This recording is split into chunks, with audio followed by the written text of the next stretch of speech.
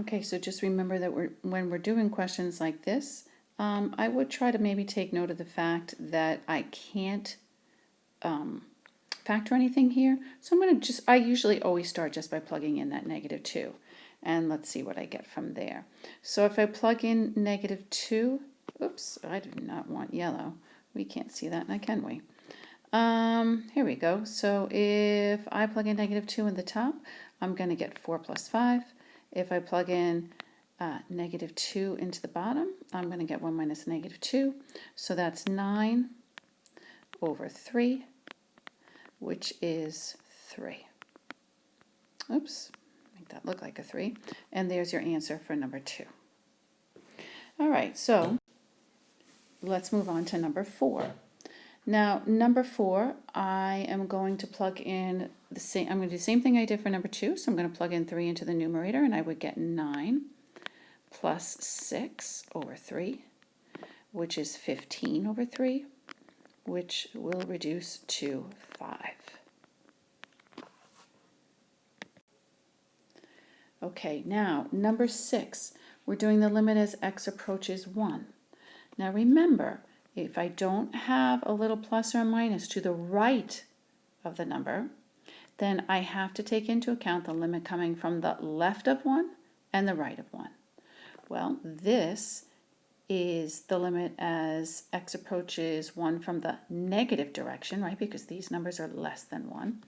And this is the limit coming from the positive direction because this domain refers to numbers that are greater than 1.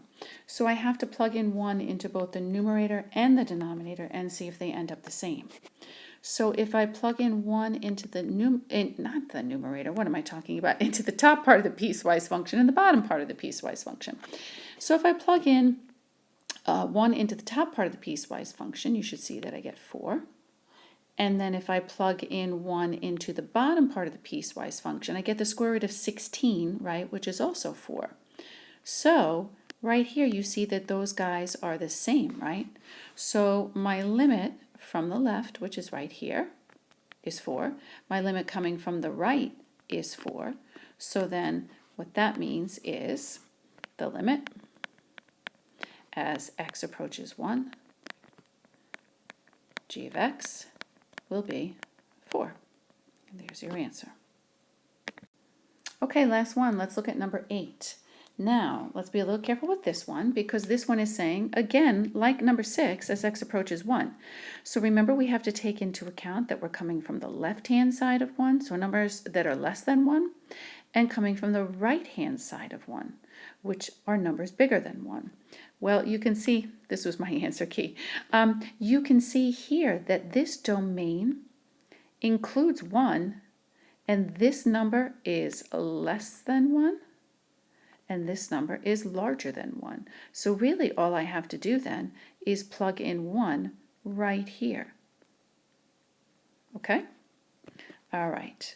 So I'm just going to plug in 1 there, and I'm going to get 1 minus 5, which obviously then the answer is -4. So the limit of f of x as x approaches 1 equals 4. Okay, you're going to find these questions really super easy. So they gave you 3 facts up here. And then they want you to use these facts to answer all these questions down here. All right, so let's look at this first one, part A. It says the limit as x approaches c. Look, that says x approaches c, that says x approaches c, and that says x approaches c. All of these say x approaches c. Guys, it's never going to say anything else other than whatever letters are up here. Okay, so you don't need to worry about that. Now, do you see that this says 7 times g of x? Really what this means is I can take this 7, and let me just draw this so you can see it a little bit better. So I could take that 7 and just throw it right out in front there, throw that 7 there, and then really all I have is the limit as x approaches c of g of x, which matches that. Okay, so then basically all I'm doing is 7 times that limit of g of x as x approaches c, which I know is 10. So my final answer is 70. Oops. It's that easy. Let's look at part B. Maybe that seems a little weird to you. Let's look at part B. So then part B is saying the limit as x approaches c of f of x plus g of x. Well, that means I can take, this is like distributing almost. I'm taking this limit, I'm distributing it through to the f of x, which is going to give me, which is going to give me this, right? And then if I distribute this limit as x approaches c into the g of x, that will give me the left-hand side of this equation.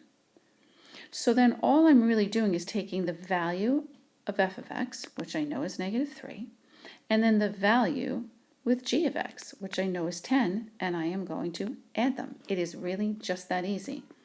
So let me go again. So my f of x value is -3. My g of x value is 10.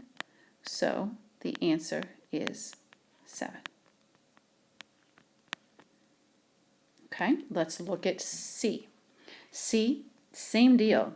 So we're just taking f of x's value, which I know is -3, and this time I'm multiplying it by g of x's value, which I know is 10.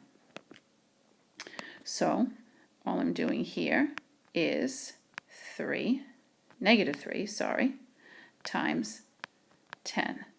And I can't fit that, so I'm just going to write it right above it. That's -30.